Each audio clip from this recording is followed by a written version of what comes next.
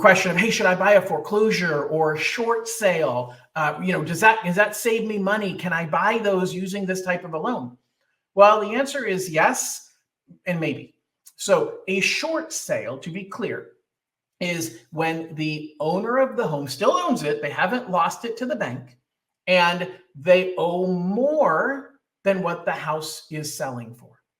So the thing on a short sale is the homeowner doesn't care what it sells for, because they owe $600,000 on the property and it's worth $550,000. They're not getting a penny out of it. They just want to walk away.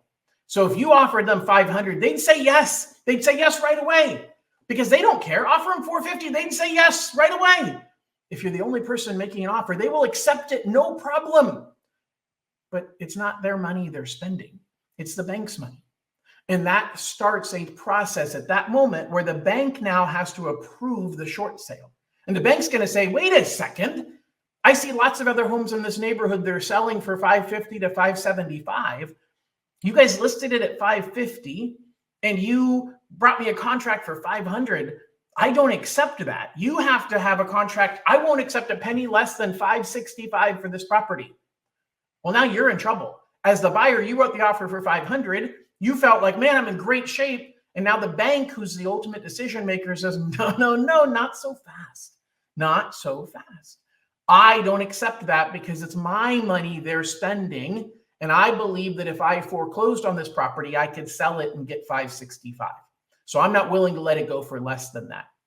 Well, now the seller's in a great position because now the seller can advertise that they have a pre-approved short sale. So if you ever call on a property or look at a property that says it's a pre-approved short sale, it means it went through that process already. And the bank has already said, we aren't willing to accept anything less than $565,000. Well, now they can list the house at $565,000 and say, we have a pre-approved short sale.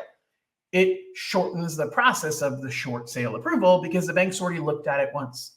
But you as the original buyer that wrote that offer, you have the option to go up to the $565,000. But if you're not willing to, then the seller says, bye-bye, even though we had a contract that I would sell it to you for $500,000, it's contingent on the bank approving the short sale, and they didn't. So if you don't want to buy the house, I'll see you later and I'll go sell it to somebody else as a pre-approved short sale. So major pitfalls with short sales, there aren't very many of them. As the market turns at some point in time, we're going to see more. It's called late cycle buyers. So people who buy with small down payment late in the economic cycle where we start heading into a recession. I don't know when a recession is coming, but at some point in time it will. Those buyers who bought late in the cycle recently, right before the recession, and they put a small down payment. Well, they don't have a lot of equity now. If that person loses their job, they don't have the ability to make their mortgage payment. They have to sell. They're likely to be underwater because they have a cost to sell the property. So there are some people who will have to do short sales when a recession comes. The good news is it's not going to happen like 2007 because everybody else who has a job and doesn't lose their job, they have a fixed monthly payment. They don't have to worry about their payment changing. And that's what happened in 07 is nobody had a fixed payment. Everybody's payment changed and it caused a domino effect where house after house after house went short sale and then foreclosure. And that's not likely to happen, but it will happen to some degree. And if you're in that position when you're watching this, just understand those pitfalls of buying a short sale. Buying a foreclosure is a whole different story. Buying a foreclosure, there's two types of foreclosures. I'm going to abbreviate this. I have another video coming out, may already be out by the time that you're watching this, that talks about everything you need to know about buying a foreclosure. But very simply, at the moment a house is foreclosed upon, it is sold at the courthouse steps. You cannot use a mortgage to buy at that time because whoever buys it has to pay cash. But if nobody buys it or nobody bids enough to cover what the bank needs for it, then the bank becomes the owner of the property. Now it becomes an REO or real estate owned, otherwise called bank-owned property. That type of foreclosure, they list on the market with a realtor. They sell it for fair market value. So your realtor isn't going to get you a really, really good deal on a foreclosed property once it's been foreclosed. What you're trying to catch is pre-foreclosures. Okay, Anna, this is the moment you have to make the cut. So I'm going to jump back into where I was just saying. What you're trying to catch is a pre-foreclosure. What you're trying to catch is the property before the actual bank auctions it off. That's the moment.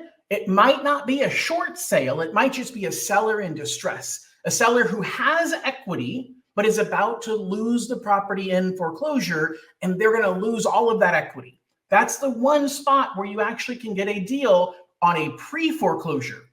But if a seller has equity and they're not listed for sale right now, there's something emotionally going on where they're not unwilling to face reality. They're unwilling to face the fact that they're about to lose their home, and you and your agent have to convince them of that reality. That's a tough one to do. So just be aware. That's where the deal lies. If you can find that situation where you're buying it from a seller who's been issued a notice of default, been issued a notice of trustee sale. In California, those are the two documents that get issued. And you're going to that seller, your realtor's going to that seller saying, hey, you own this property, you're about to lose it in foreclosure. I've got a buyer willing to buy it from you, and we can create a win-win situation.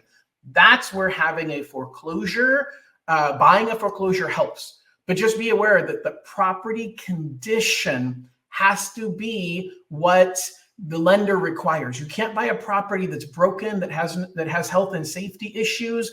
You have to buy a property that is livable and complete, functional, with no health or safety issues. So as you're buying a foreclosed property, be aware of that fact, that if the property is in bad shape and it needs repairs, there are programs that we have that can help finance the repairs, but they don't always mix with other programs. So if you're using down payment assistance, we might not be able to have a program that finances the repairs, in which case you can buy a property that's old, that's run down, that's dirty, but you can't buy a house that's broken, that's unsafe, that is not in livable condition.